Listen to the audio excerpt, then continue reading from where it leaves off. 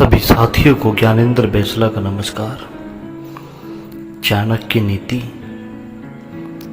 चाणक्य द्वारा रचित एक नीति ग्रंथ है। संस्कृत साहित्य में नीति परक ग्रंथों की कोटि में चाणक्य नीति का महत्वपूर्ण स्थान है। इसमें सूत्रात्मक शैली में जीवन को सुखमय एवं सफल बनाने के लिए उपयोगी सुझाव दिए गए हैं। इसका मुख्य विषय मानव मात्र को जीवन के प्रत्येक पहलू की व्यवहारिक शिक्षा देना है।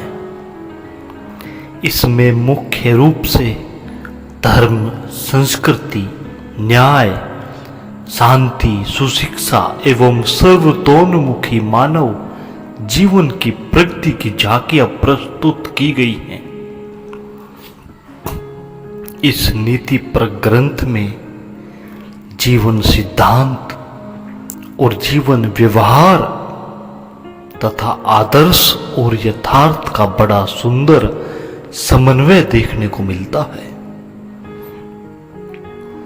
चाणक्य नीति के अध्याय से कुछ महत्वपूर्ण अंश इस वीडियो में दर्शाते हैं। जिस प्रकार सभी पर्वतों पर मणि नहीं मिलती, सभी हाथियों के मस्तक में मोती उत्पन्न नहीं होता, सभी वनों में चंदन का वृक्ष नहीं होता, उसी प्रकार सज्जन पुरुष सभी जगहों पर नहीं मिलते। झूठ बोलना, उतावलापन दिखाना, दुस्साहस करना, छल कपट करना, मूर्खतापूर्ण कार्य करना, लोभ करना, अपवित्रता और निर्दयता, ये सभी स्त्रियों के स्वाभाविक दोष हैं। चाणक्य उपयुक्त दोषों को स्त्रियों का स्वाभाविक गुण मानते हैं। हालांकि वर्तमान दौर की शिक्षित स्त्रियों में इन दोषों का होना सही नहीं कहा जा सकता।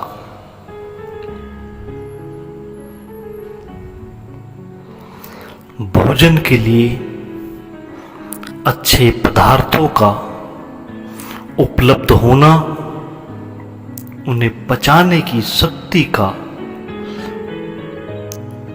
सुंदर स्त्री के साथ संग करने के लिए काम शक्ति का होना, प्रचुर धन के साथ साथ धन देने की इच्छा होना, ये सभी मनुष्य को बहुत कठिनता से प्राप्त होते हैं।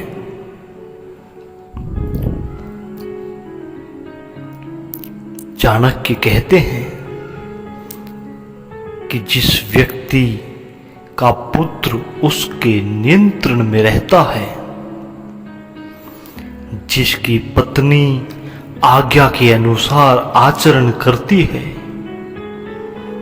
और जो व्यक्ति अपने कमाई धन से पूरी तरह संतुष्ट रहता है, ऐसे मनुष्य के लिए यह संसार ही स्वर्ग के समान है। चाणक्य का मानना है कि वही गृहस्थी सुखी है जिसकी संतान उनकी आज्ञा का पालन करती है। पिता का भी कर्तव्य है कि वह पुत्रों का पालन पोषण अच्छी तरह से करे। इसी प्रकार ऐसे व्यक्ति को मित्र नहीं कहा जा सकता जिस पर विश्वास नहीं किया जा सके, और ऐसी पत्नी व्यर्थ है जिससे किसी प्रकार का सुख प्राप्त ना हो। जो मित्र आपके सामने चिकनी चुपड़ी बातें करता हो और पीठ पीछे आपके कार्य को बिगाड़ देता हो उसे त्याग देने में ही भलाई है। चाणक्य कहते हैं कि वह उस बर्तन के समान है जिसके ऊपर के हिस्से में दूध लगा है, परंतु अंदर विष भरा हुआ होता है। चाणक्य कहते हैं कि जो व्यक्ति अच्छा मित्र नहीं है उस पर तो विश्वास नहीं करना चाहिए, परंतु इसके साथ ही अच्छे मित्र के संबंध में भी पूरा विश्वास नहीं करना चाहिए, क्योंकि यदि वह नाराज हो गया तो आपके सारे भेद खोल सकता है। अतः सावधानी अत्यंत आवश्यक है। चाणक्य का मानना है कि व्यक्ति को कभी अपने मन का भेद नहीं खोलना चाहिए। उसे जो भी कार्य करना है उसे अपने मन में रखे और पूरी तन्मयता के साथ समय आने पर उसे पूरा करना चाहिए। चाणक्य का कहना है कि मूर्खता के समान यौवन भी दुखदाई होता है, क्योंकि जवानी में व्यक्ति काम वासना के आवेग में कोई भी मूर्खतापूर्ण कार्य कर सकता है,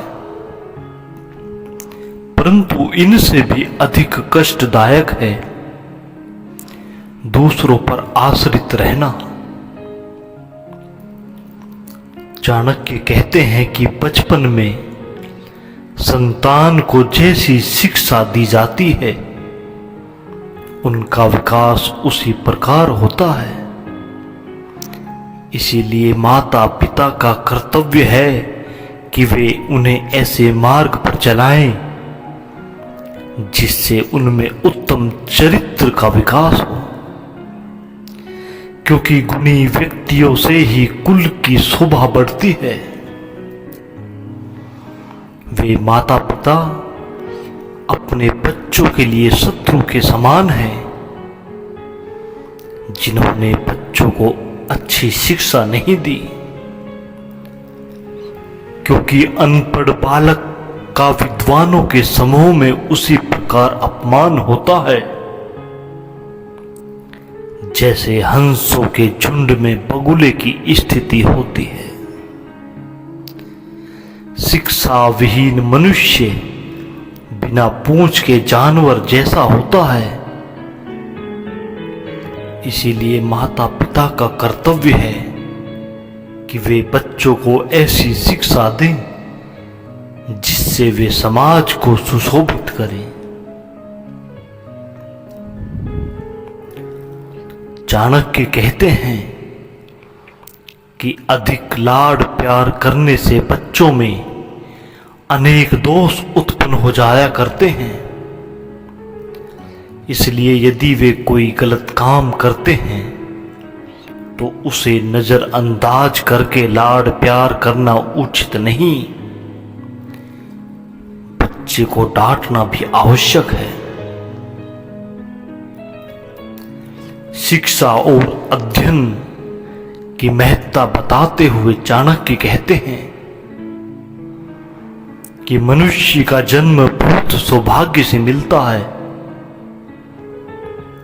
इसलिए हमें अपने अधिकाधिक समय का वेदादि शास्त्रों के अध्ययन में तथा दान जैसे अच्छे कार्यों में ही सदुपयोग करना चाहिए।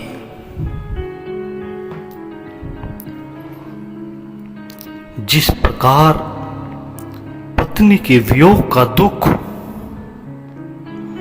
अपने भाई बंधुओं से प्राप्त अपमान का दुख असहनीय होता है,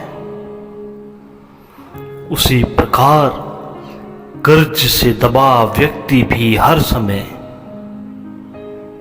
दुखी रहता है। दुष्ट राजा की सेवा में रहने वाला नौकर भी दुखी रहता है। निर्धनता का अभिशाप भी मनुष्य कभी नहीं भुला पाता। इनसे व्यक्ति की आत्मा अंदर ही अंदर जलती रहती है। चाणक्य के अनुसार नदी के किनारे स्थित वृक्षों का जीवन अनिश्चित होता है, क्योंकि नदियां बाढ़ के समय अपने किनारे के पेड़ों को उजाड़ देती हैं। इसी प्रकार दूसरे के घरों में रहने वाली स्त्री भी किसी भी समय पतन के मार्ग पर जा सकती है। इसी तरह जिस राजा के पास अच्छी सलाह देने वाले मंत्री नहीं होते, वह भी बहुत समय तक सुरक्षित नहीं रह सकता। इसमें जरा भी संदेह नहीं करना चाहिए।